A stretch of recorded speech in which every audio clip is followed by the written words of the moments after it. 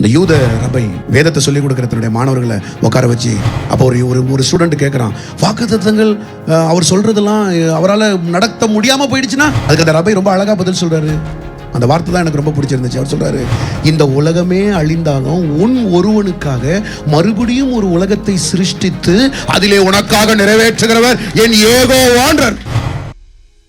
இன்றைக்குமே மற்றவர்களால் நான் கட்டப்படுவேன்னு நினைக்கும் போது நாம் சிறுமையடைவோம். கர்த்தர் என்னை கட்டுவார். அதுதான் யாக்கோபு அந்த 20 வருஷம் முடிஞ்சு அந்த யோர்தானை மறுபடியும் கடக்கும்போது ஒரு வார்த்தை சொல்லுவான். அதான் ஆதியாகமம் 32:10 அவன் அழகா சொல்றான், அடியேனுக்கு தேவரீர் காண்பித்த எல்லா தயவுக்கும் எல்லா சத்தியத்துக்கும் நான் எவ்வளவேனும் பாத்திரன் அல்ல. இதை நம்ம எப்படி அர்த்தம் கொள்றது தெரியுமா? எங்க அம்மா எவ்வளவோ சத்தியம் பண்ணுச்சு, உன் சாபம் என் சாபத்துல இருக்குண்டா, என் தலைமையில இருக்குண்டா, தம்பி நீ போற இடத்துல நான் ஆள் அனுப்பி உன்னை கூப்பிடுவேன்டா, ஏன் மாமா வீட்டுல போய் பத்திரமா இருந்துக்கூடா, இப்படிலாம் என் அம்மா சொன்னுச்சு. ஒண்ணு கூட என் அம்மா நிறைவேற்றல.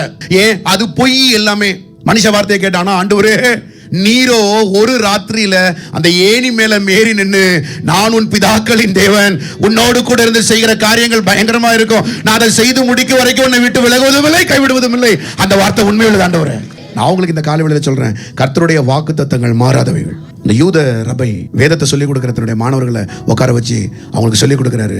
அப்போ ஒரு ஸ்டூடெண்ட் கேட்குறான், வாக்குத்தத்தங்கள் அவர் சொல்றதெல்லாம் அவரால் நடத்த முடியாம போயிடுச்சுன்னா அதுக்கல்லாட்டி இந்த உலகம் அழிஞ்சிருச்சுன்னா அப்படின்னு ஒருத்தன் ஒரு கேள்வி கேட்குறான். அதுக்கு அந்த ரபை ரொம்ப அழகா பதில் சொல்றாரு.